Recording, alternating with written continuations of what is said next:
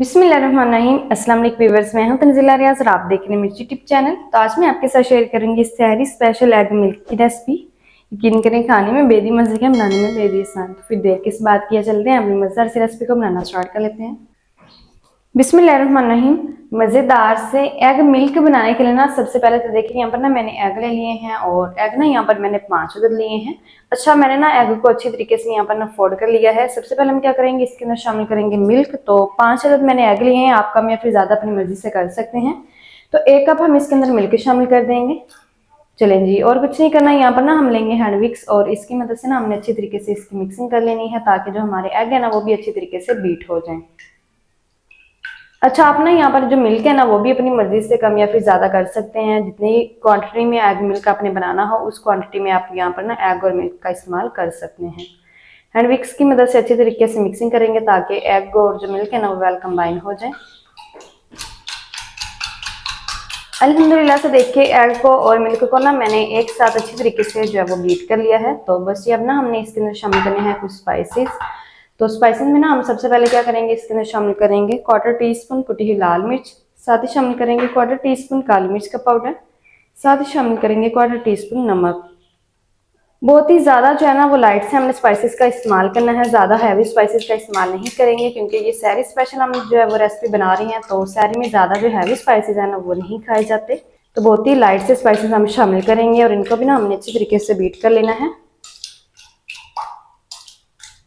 चलें जी, एग को, मिल्क को और स्पाइसेस को ना मैंने वेल कंबाइन कर लिया है, अच्छे तरीके से बीट कर लिया है। तो बस ये हमारा जो बैटर है ना एक बनकर तैयार हो चुका है। सबसे पहले ना हमने इस बैटर को पकाना है, तो इसको करते हैं साइड पर और इसको जो पकाने का प्रोसेस है ना वो हम शुरू कर लेते हैं। तो दूसरी तरफ ना एग मिल्क वाले बैटर को पकाने के लिए ना हमने यहाँ पर एक पैन ले लिया है। सबसे पहले हम क्या करेंगे, फ्लेम को ना हमने ऑन कर देना है। चलिए जी, फ्लेम को मैंने ऑन कर दिया है। फ्लेम को ना हमने बिल्कुल लो रखना है। सबसे पहले हम क्या करेंगे, इस फ्राइंग पैन के अंदर ना हम शामिल करेंगे 1/4 कप शामिल करेंगे देसी घी मेल्ट किया हुआ। अच्छा, अगर आपके पास देसी घी ना हो ना तो फिर आपने इसके अंदर बटर शामिल कर लेना है, लेकिन इन दोनों में से कोई चीज़ आपने लाजमी शामिल करनी है। चलें जी, हल्का सा घी को हम गर्म कर लेंगे। अल्हम्दुलिल्लाह से देखिए जो घी है ना वो हल्का सा गर्म हो चुका है। तो फ्लेम को लो ही रखेंगे और लो फ्लेम पर हम क्या करेंगे, जो हमने बैटर बनाया था ना एग और मिल्क का वो हमने इसके अंदर शामिल कर देना है।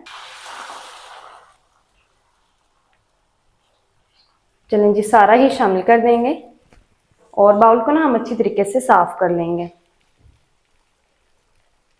तो बैटर ना मैंने शामिल कर दिया है। हमने ना इनको 2 मिनट तक हल्की आंच पर इसी तरीके से जो है वो पकने देना है। 2 मिनट तक हम इनको बिल्कुल भी छेड़ेंगे नहीं। 2 मिनट के बाद हम इसकी साइड को चेंज करेंगे और इसको उल्टे पुलटेंगे। तो 2 मिनट के बाद क्या करेंगे, हम ना यहाँ पर लेंगे स्पैचुला और स्पैचुला की मदद से ना हमने इसको इस तरीके से हल्का सा जो है वो इस तरीके से करना है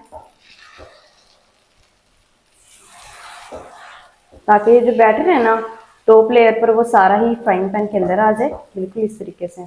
और इसी तरीके से ना हमने इसको अलट पुलट करते हुए ना हमने इसको तकरीबन 3 मिनट तक मजीद और हल्की आंच पर जो है वो पका लेना है।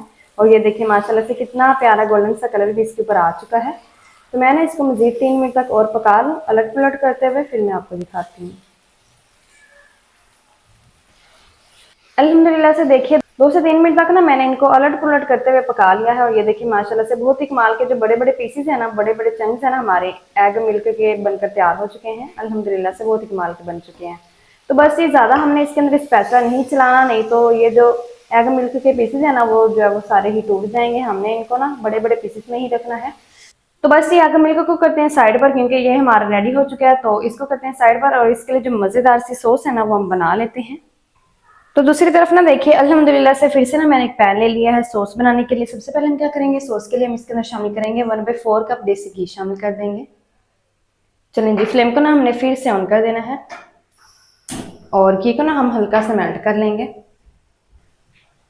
तो जैसे घी मेल्ट होगा हम ना इसके अंदर शामिल कर देंगे कॉर्नफ्लावर। सॉस के लिए 1 टेबल स्पून भर के हम कॉर्नफ्लावर शामिल करेंगे।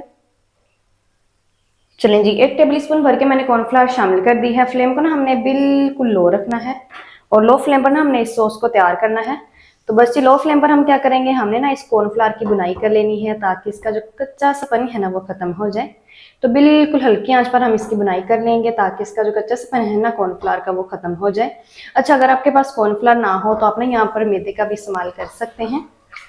अल्हम्दुलिल्लाह से देखिए बिल्कुल हल्की आंच पर ना मैंने कॉर्नफ्लावर की भी घी के अंदर जो है वो अच्छी तरीके से मिक्सिंग कर ली है और अच्छी तरीके से ना मैंने बिल्कुल हल्की आंच पर बुनाई कर ली है। कॉर्नफ्लावर का जो कच्चापन है ना वो खत्म हो चुका है। तो बस ये अब ना हम इसके अंदर शामिल करेंगे 1 कप मिल्क शामिल करेंगे। चलें जी, सॉस के लिए ना हमने यहाँ पर 1 कप मिल्क का इस्तेमाल करना है। मिल्क शामिल कर देंगे और मिल्क को भी ना हमने अच्छी तरीके से मिक्स कर लेना है और मीडियम फ्लेम पर ना हमने मिल्क को भी पकाना है। अच्छा, साथ ही ना हम इसके अंदर शामिल कर देंगे कुछ स्पाइसेस भी। तो स्पाइसेस में ना सबसे पहले हम शामिल करेंगे 1/4 टीस्पून नमक शामिल करेंगे, 1/4 टीस्पून शामिल करेंगे पाउडर, 1/4 टीस्पून ही शामिल करेंगे चिली फ्लेक्स। चलें जी, इनको शामिल करने के बाद क्या करना है, स्पैचुला की मदद से ना हम कंटिन्यूस स्पैचुला को चलाते जाएंगे और बिल्कुल हल्की आंच पर ना हमने इस सॉस को पका लेना है। तब तक पकाएंगे जब तक ये जो सॉस है ना वो अच्छी तरीके से गाढ़ी नहीं हो जाती। अल्हम्दुलिल्लाह से देखिए मैंने ना इस सॉस को 30 से 40 सेकंड तक ना पका लिया है बिल्कुल हल्की आंच पर। और सॉस ना देखिए माशाल्लाह से हमारी बहुत ही कमाल की जो मिल्की सी सॉस है ना बनकर तैयार हो चुकी है। अल्हम्दुलिल्लाह से बहुत ही कमाल की बन चुकी है। तो बस इसी टाइम पर जो एग मिल्क है ना हमने फ्राई करके रखे हुए तो वो हम इसके अंदर शामिल कर देंगे इस तरीके से। स्पैचुला की मदद से ना मिक्स कर लेना है ताकि जो सॉस और एग मिल्क है ना वो अच्छी तरीके से आपस में मिक्स हो जाए। अच्छा, फ्लेम को ना हम लो रखेंगे और लो फ्लेम पर ना हमने इस सॉस के साथ ना इन एग मिल्क को तकरीबन 30 से 40 मिनट तक ना पका लेना है इसी तरीके से। अल्हम्दुलिल्लाह से देखिए एग मिल्क को ना मैंने 30 सेकंड तक जो है वो हल्की आंच पर पका लिया है। माशाल्लाह से देखिए कितने कमाल के जो हमारे एग मिल्क है ना बनकर तैयार हो चुके हैं। तो बस ये फ्लेम को करते हैं ऑफ, जल्दी से हम करते हैं इसको डिश आउट और आपको मैं दिखाती हूँ इसका फाइनल लुक। बिस्मिल्लाहिर्रहमानिर्रहीम। तो माशाल्लाह अल्हम्दुलिल्लाह से बहुत ही कमाल के जो हमारे एग मिल्क है ना बनकर तैयार हो चुके हैं। अल्हम्दुलिल्लाह से बहुत ही कमाल के बन चुके हैं। यकीन करें खाने में बेहद ही मज़े के हैं, बनाने में बेहद ही आसान है। तो आपने भी ना इस रेसिपी को घर में लाजमी ट्राई करना है। इंशाल्लाह ये रेसिपी आपको बेहद ही पसंद आने वाली है।